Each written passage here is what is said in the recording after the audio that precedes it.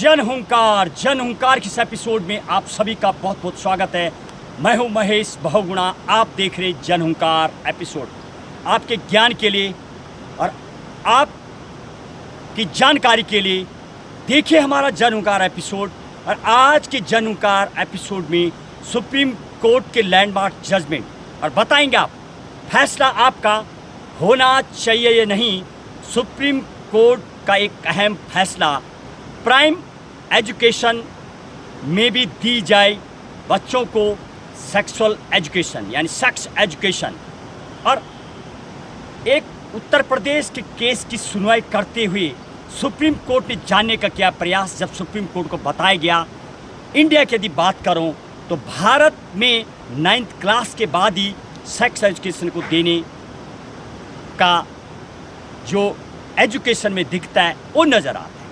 और हालांकि supreme court ने इस केस की सुनवाई करते हुए क्लास तो नहीं बताई है और अब इसमें एक जांच एजेंसियां और तमाम चीज़ों को क्लब करते हुए छोटी क्लास से ही सेक्स एजुकेशन दी जानी चाहिए। बताएंगे आप क्या वास्तविक ही सेक्स एजुकेशन छोटे बच्चों की क्लास से चालू होना चाहिए। और दूसरे एक पॉक्सो का जो केस है, क्या इसकी थोड़ी समीक्षा होनी चाहिए।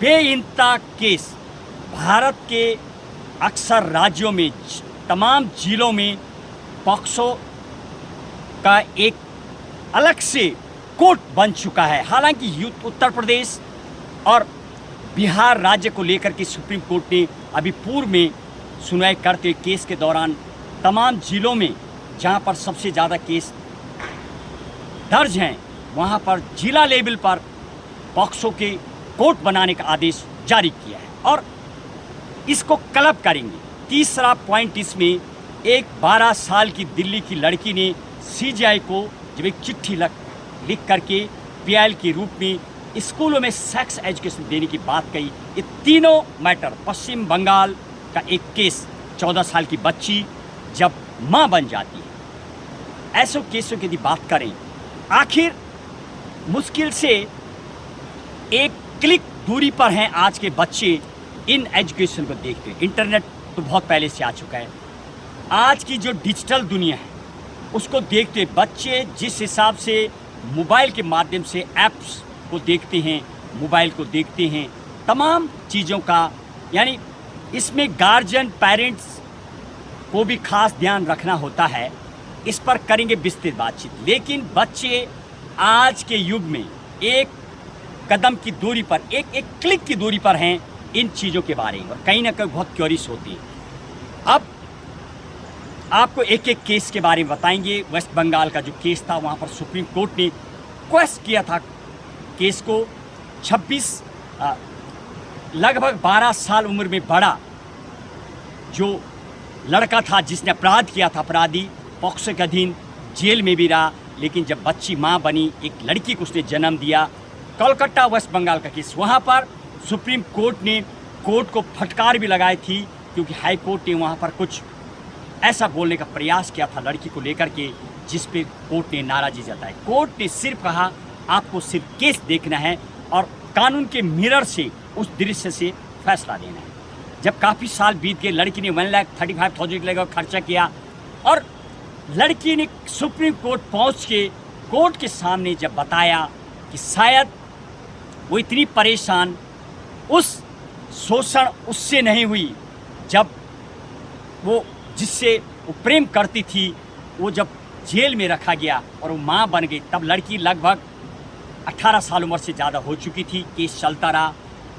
इतनी पूछताछ, जो प्रक्रिया को लेकर के बच्ची ने जब सुप्रीम कोर्ट को बताया, लगातार इतना तंग किया गया। एडवोकेट्स की बात करूं और ट्रायल कोर्ट की बात करूं, तमाम जगह पर पुलिस की चार्जशीट बनते टाइम तमाम इंक्वायरी देते देते लड़की थक चुकी थी। अब लड़की को सुप्रीम कोर्ट ने जब न्याय दिया, वो फैसला आया, क्वेश्चन किया गया, 3 चीज़ वहाँ पर सुप्रीम कोर्ट ने देखी। और आप संविधान, हर एक संविधान से बंधे हुए हैं, चाहे वो राष्ट्रपति हो, प्रधानमंत्री हो या सुप्रीम कोर्ट, हाई कोर्ट।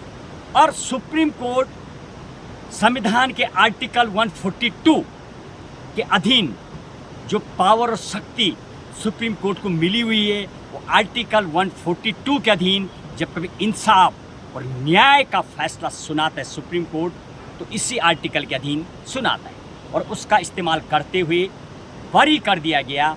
इसलिए किया गया, बच्ची ने बराबर डिमांड की कि मेरे पति हैं, मेरी बेटी के फादर हैं, उन्हें रिहा कर दिया जाए। सुप्रीम कोर्ट ने अपने आर्टिकल 142 को इस्तेमाल करते हुए मैटर को केस किया और बेल देते हुए यानी रिहा किया। लगातार लड़की का जाना और साथ में लड़की को आंगनबाड़ी में जॉब भी दिया गया।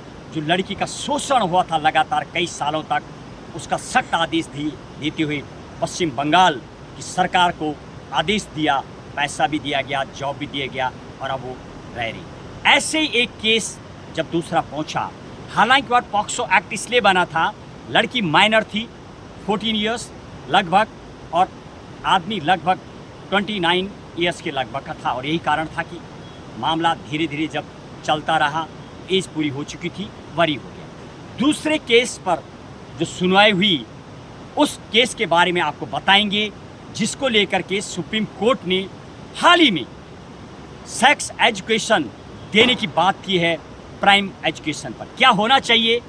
दो मामले लगातार सुप्रीम कोर्ट में, एक क्या उम्र जो 18 इयर्स लड़की की और 21 साल लड़कों की रखी गई, क्या वो घटाई जानी चाहिए? 16 साल कर देने के लिए कई एजेंसियों ने कहा, लेकिन सरकार ने साफ मना किया। सुप्रीम कोर्ट में कोर्ट जो सरकारी की तरफ से जो एडवोकेट केस हुए थे, उन्होंने कहा इससे गलत मैसेज आएगा, बच्ची पूरी मैच्योर नहीं होती है, इससे उम्र को नहीं बढ़ाएं। क्या कहेंगे आप? क्या उम्र घटाई जानी चाहिए?